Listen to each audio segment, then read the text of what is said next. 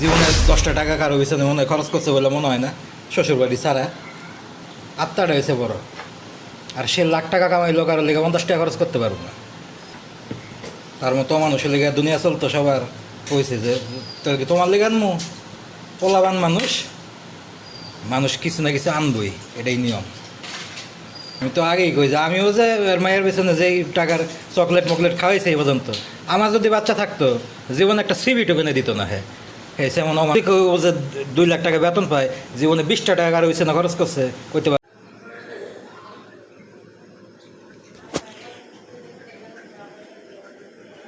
Just পজিশনটা একটু দেখেন।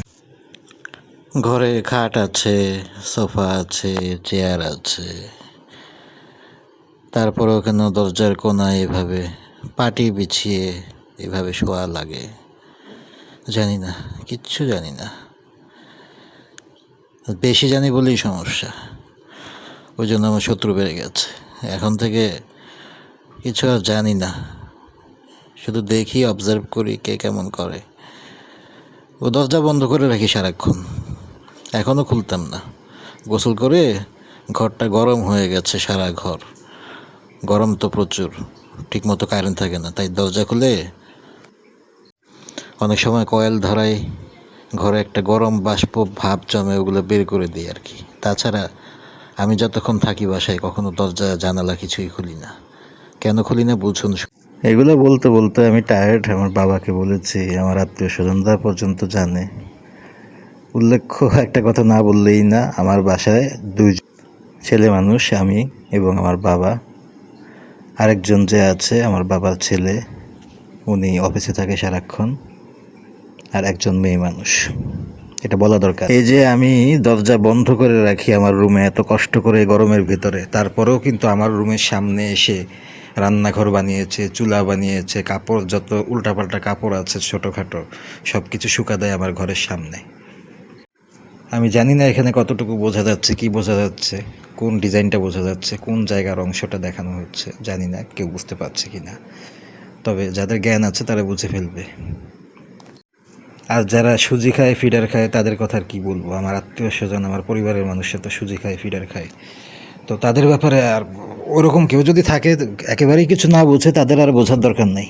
আমি মাঝে মাঝে আমার আব্বুকে বলি যে আমার বিয়ের কথা বাদ দেন, আপনি বিয়ে করেন না, আপনি দেখেন না বিয়ে করতে পারেন কি না। একটা বুড়ি বেটি বিয়ে করেন, ফকির বেটি, একটা বুড়ি বেটি বাসায় নিয়ে আসেন, দেখেন থাকে কি না, এইভাবে থাকতে চায় কি না, আপনার সংসার করে কি না। এই অবস্থায় খালি এইটুকুই বলি মাঝে মাঝে। আর আমার হিসাব ধরেন যে আমাকে বিয়ে করাবেন, আমি বিয়ের দরকার নেই। আমি শুধু শুধু মানে আমার বিয়ে করে বউয়ের সাথে ঝগড়া ঝামেলা করতে পারবো না, অনর্থক, বিনা দোষে। বিনা দোষে অনেক বদনাম শুনছি, অনেক কথা শুনি। আমার নিজের রিলেটিভ যারা এই মহিলাকে বাড়িতে ঢুকিয়েছে, তারাই আমার নামে অনেক আজে বাজে কথা রটিয়েছে। কারণ আমার বাসায় আমার মা নাই, আমার ফ্যামিলির মধ্যে আর কোনো মেয়ে মানুষ নাই, কোনো সাক্ষী সাবুত নাই। উল্টা তারাই খারাপ জিনিস ঢুকাই দিছে, উল্টা তারাই আমার নামে উল্টাপাল্টা কথা বলছে। লোকমুখে বিভিন্ন কিছু শুনছি, আমার কানে সব কিছুই চলে আসে। তো এই জন্যই আমি বিগত 6 বছর ধরে দরজা জানলা সব কিছু বন্ধ করে রাখি আমার ঘরের। এখন যদি ঘরে আগুন লেগে মরেও থাকি, তারপরে আমি দরজা জানলা খুলি না। কেন খুলি না? কারণ আমার কোনো প্রমাণ নাই, সাক্ষী নাই, বা আমার সাথে কথা বলার মতো কোনো, খারাপের বিপক্ষে গিয়ে আমার পক্ষে গিয়ে যে 2টা হক কথা বলবে, এই কথা বলার মতো কোনো মানুষ আমার বাড়িতে নাই। আমার বাবা হচ্ছে কিছুটা গবাদি পশুর মতোই, মানে মানুষ থাকলেও এখন আর মানুষ নাই। ওই যে বললাম না যে উনি এখন শেষ হয়ে গেছে, ওনার ব্রেন টেন এখন কাজ করে না, আর উনি এত কিছু বুঝেও না, খেয়ালও করে না, এই ছলাকলাও বুঝে না, আর বুঝলেও কিছু বলতে পারে না। মানে সব কিছু তার জায়গা থেকে বলা সম্ভব না। উনি তো সব কিছুই ব্যালেন্স করে চলে, কাকে কি বলবে, যাকে বলার কথা তার সাথে সে কথাই বলতে সাহস পায় না, এবং তার সাথে গেলে সে খায় ঝাড়ি, মার মুখে হয়ে তেরে আসে, উল্টাপাল্টা কিছু তাকে বলেই যাবে না। উনি হচ্ছে বউয়ের পাগল। আর যে এইসব কাজ করে তার তো লজ্জাই নেই। সে তো ওই যে আমার বাবা এদিক দিয়ে হাঁটাহাঁটি করবে, সে এইভাবেই পড়ে থাকবে, সেই, তার কথা আর কি বলবো। তো এখন বিপদ হয়েছে কার? বিপদটা হয়েছে আমার। মানে আমি এখন কিছু না, তারপরেও আমাকে সারাক্ষণ সতর্ক থাকতে হয়। যে আমার সামনে যখন রান্না করতে বসছে আমি খেপে গেছিলাম, এটা নিয়ে অনেক কিছু বলছিলাম যে চুলা নিয়ে আমার রুমের সামনে বসার কি দরকারটা, এত জায়গা থাকতে, এত বড় বাড়ি থাকতে, এত বড় কিচেন থাকতে, এত খোলা স্পেস থাকতে আমার রুমের কোনায় কেন বসতে হবে চুলা দিয়ে রান্না করার জন্য। প্রথমত আমার কপাল খারাপ, কম বয়সে মা মারা গেছে। দ্বিতীয়ত আরও কপাল খারাপ যে আমার ফ্যামিলি খারাপ। আরও কপাল খারাপ হচ্ছে আমার রিলেটিভরাও খারাপ। মানুষের একটা দিক ভালো হয়, আমার সব দিক খারাপ। আমার যে মামা যে মামি যারা একে ঢুকাই দিছে তারাই আমার নামে উল্টাপাল্টা কথা বলে, আমাকে মিথ্যা বিচারে বসায়, আমাকে হ্যারাস করে, আমাকে নির্যাতন করার একটা চেষ্টা করে। না পারলেও চেষ্টা করে, একটা সময় করছেও। আমার বাবা যদি কখনো কোনো কারণে বিচার দিত, ইচ্ছা মতো ঝাল মিটাই যাইতো আমার উপর দিয়ে, কিন্তু কখনো স্বীকার করে নাই তারা যে মেয়েটা দিছে এটা খারাপ, উল্টা আমার উপর ঝাড়ি দিত। কারণ আমি ছেলে মানুষ, আমি অত খারাপ কিছু না তো, আমি ভদ্রলোক, জেন্টলম্যান। আমাকে ফাঁসানো খুব সহজ, আমার বিরুদ্ধে কথা বলা সহজ। মেয়ে মানুষ যদি চায় পৃথিবীর শুদ্ধতম মানুষকে বিপদে ফেলতে পারে, সেখানে তো আমি সাধারণ একজন নর্মাল মানুষ, যে পৃথিবীর বিশুদ্ধ পুরুষকে বিপদে ফেলতে পারে একটা খারাপ মেয়ে যদি চায়। আর আমি তো কিছুই না। এই যে আমার বাবা যাচ্ছে, সে কি এগুলো কিছুই বোঝে না? সে কি শিশু? সব বুঝে। এখন কি তাকে উল্টাপাল্টা রক্ত খাওয়াইয়া, নাপাক জিনিস খাওয়াইয়া পাগল বানাইছে, ব্রেন আউট করছে? নাকি আমার বাবা মানুষটাই অতিরিক্ত স্বার্থপর, মানে নিজের স্বার্থের বাইরে উনি কিছু চিন্তাও করে না, ওনার অন্য কিছু দেখার টাইম নেই? পরবর্তীতে আমার কাছে মনে হয়েছে এগুলো আমার বাবার সম্পূর্ণ নাটক, মানে সে এইসব অজুহাত দিয়ে আমাকে আটকে রাখে জাস্ট। মানে এই মেয়েটা যে খারাপ, অসভ্য, নোংরা, বেয়াদব, গালিগালাজ করে, দুশ্চরিত্র, এগুলো বলে সে আমাকে আটকিয়ে রাখছে। মানে মানে আমি এই জন্য এই মেয়েটার সাথে পারি না, আমার দ্বারা সম্ভব না, আমি ওর সাথে পারবো না। ও খারাপ করুক তো, করতে থাকুক, তা যার বউ সে বুঝবে, তোর কি আমার কি? মানে এই যে এটা একটা উছিলা জাস্ট। মানে এটার কথা হচ্ছে যে যত খারাপই হোক না কেন, ওই বাসায়ই থাকবে, এভাবেই থাকবে, এভাবেই তোর ক্যারিয়ার নষ্ট করবে। আর আমার তো কোনো ক্যারিয়ার নাই, আমার বউ মারা গেছে, আমি তোর বাপ, আমি এখনো বিয়ে করলাম না, আর বিয়ে করবি কীভাবে? বললামই তো যে একটা বয়স্ক বৃদ্ধ মহিলা যদি বিয়ে করতে চায় আমার বাপ, আর যে ফকির ভিডিও যদি একটা বিয়ে করতে চায়, যদি সত্যি সত্যি ওভা করে, এই মহিলাকে সহ্য করবে এমন কোনো মানে আদম সন্তান নাই। তাহলে বিয়ে করতে হবে একটা মহিলা কুকুরি বিচ, তাকে বিয়ে করতে হবে। কোনো মানব সন্তান, কোনো মহিলা মানুষ, সে 50 বছর বয়স হলেও মানে এই মহিলার সাথে থেকে শেয়ার করে, যত বয়স্কই হোক যাই হোক, তাদের তো কিছু না কিছু একটা আছে। এগুলো মানবে না, পৃথিবীর কোনো মেয়ে মানবে না যে এই ধরনের মেয়ে বাড়িতে থাকলে তারা আসবে না। এটা জানা কথা, এটা আমি সব সময় আমার বাবাকে বলি। সে কোনো কিছু গায়ে মাখে না। সে হচ্ছে ওই যে বললাম না যে কচু পাতার পানির মতো, মানে দিলেই শুধু গড়ায় পড়ে যায় ওনার এইসব কথা। এই যে আমি খেতে বসে কত কথা বলি, কয় হাজার কথা বলি, উনি 3টার উত্তর দেয়, উনি কোনো উত্তর দেয় না, ওনার কোনো অ্যাকশন নাই। উনি আল্লাহ দিলে যথেষ্ট সেলফিশ। এই জন্যই বলি যে আমার কপাল খারাপ, এই জন্য কম বয়সে মা মারা গেছে, এই জন্য আমার নামে অনেক উল্টাপাল্টা বাজে কথা যেগুলো বিনা দোষে আমাকে শুনতে হয়, বিনা কারণে। যেই মহিলাকে দেখলে আমি আরেক রাস্তা দিয়ে চলে যাই, ওর আশেপাশে যাই না, ওর আশেপাশে দাঁড়াই না। ও এক রাস্তা দিয়ে গেলে আমি আরেক রাস্তা দিয়ে যাই, ওর চোখের দিকে, ওর মুখের দিকে, ওর শরীরের দিকে আমি তাকাই না, ঘেন্নাই, আমার গা ঘি ঘি করে। তো তাকে নিয়ে পর্যন্ত আজে বাজে কথা আমার ফ্যামিলি না, আমার রিলেটিভের মধ্যে কেউ কেউ বলে। কেন? কারণ যে আমার সাক্ষী নেই, আমি দুর্বল সাক্ষী। আমার বাসায় কে আছে আমার পক্ষে কথা বলার মতো? যেহেতু মা নেই, আর বাপ তো জানি যে এটা আধা পাগলা, তার তো কোনো কিছুর দিকে কোনো বিকার নেই। উনি যে জীবিত মানুষ এটা বোঝাই যায় না মাঝে মাঝে। তো ওই জন্য তো কোনো সমস্যা নাই আমার সম্বন্ধে কথা রটিয়ে খুব মজা। আর সবচেয়ে বড় খারাপ হচ্ছে ওর হাজব্যান্ড। ঠিক এর পরের ঘটনাটাই বলি। ওর হাজব্যান্ড অফিস থেকে আসছে, তার কিছুক্ষণ পরে এসে সে গেট দিয়ে ঢোকার সময় কিন্তু এই পজিশনটা দেখতেছে, বউ কীভাবে, কী হিসাবে, কী সিস্টেমে বসে আছে এতক্ষণ। উনি কিন্তু দূর থেকে এটা দেখতে দেখতে ঘরে ঢুকছে। ওর বউ কিন্তু জানেও না যে হাজব্যান্ড ওদিক থেকে আসছে, কিন্তু আমি ঠিকই বুঝতে পারছি ওর হাজব্যান্ড ঢুকছে, কারণ আমার এই পর্দা, জানালা, বারান্দা দেখা যায় সব।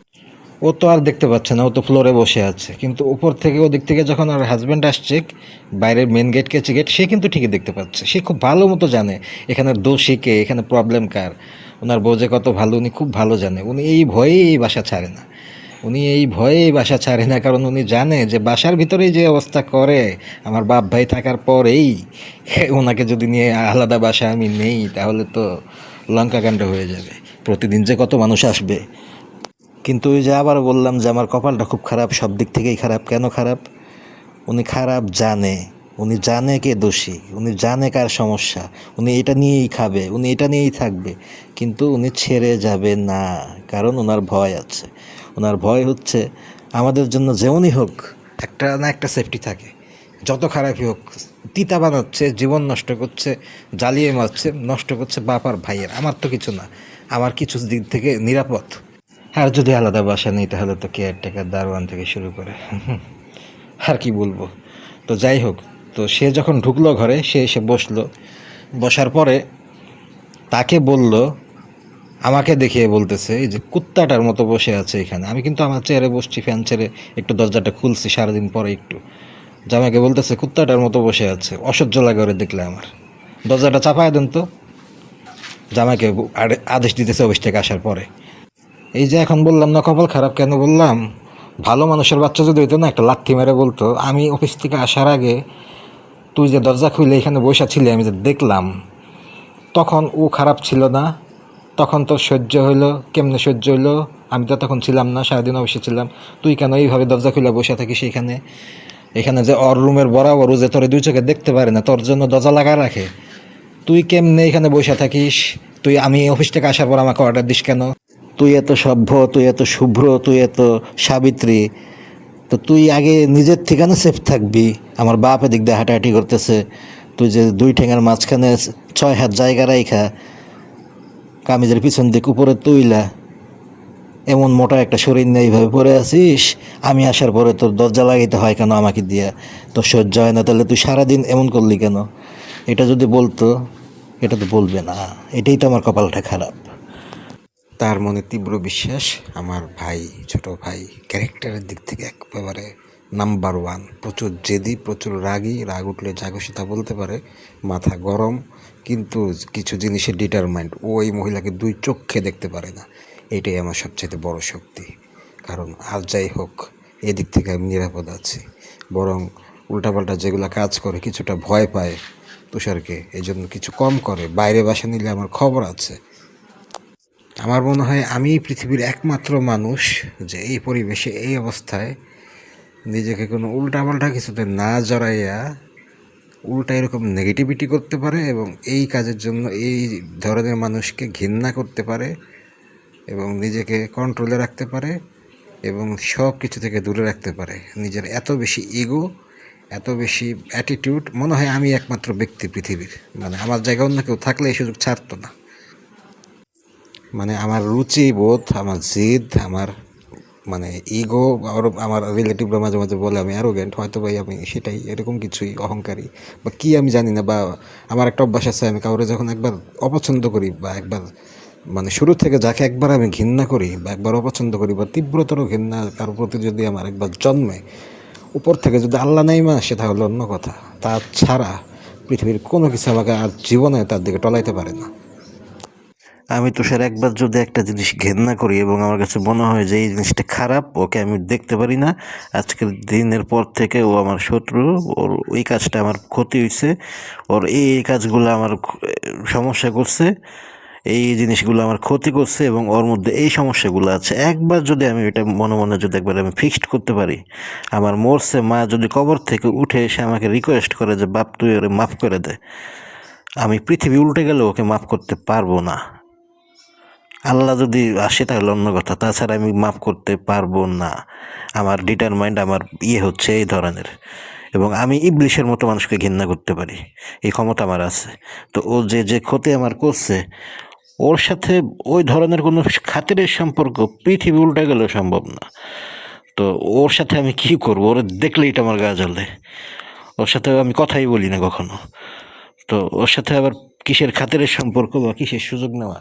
তো এই যে এই সুযোগটা পাইছে ওর হাজব্যান্ড, এই সুযোগটায় সে ইচ্ছা মতো এই নষ্ট মহিলাটাকে দিয়ে আমাকে অত্যাচার করবে, আমাদের অত্যাচার করবে, সে এখান থেকে এই বউকে সরাবে না। এর চাইতে নিরাপদ জায়গা পৃথিবীতে আর নাই, যেখানেই যাক না কেন। গবাদি পশু এই মহিলার কাছ থেকে নিরাপদ না। এই কথাগুলো বলে রাখার একটাই কারণ, ভাইরাল হওয়া না। আমি যদি কখনো নাও থাকি পৃথিবীতে, আমার এই কথাগুলো তো থাকবে, একটা মানুষ হলেও তো শুনবে, একটা মানুষ হলেও তো বিশ্বাস করবে। যাদের দরকার ছিল সময় মতো এগিয়ে আসে তারা কেউ এগিয়ে আসে নাই, অন্তত একটা মানুষ সঠিক কথাটা জানুক, সত্যিটা জানুক, আমি যদি নাও থাকি। মূলত এই কথাগুলো শেয়ার করার জন্যই আজকের ব্লগটা।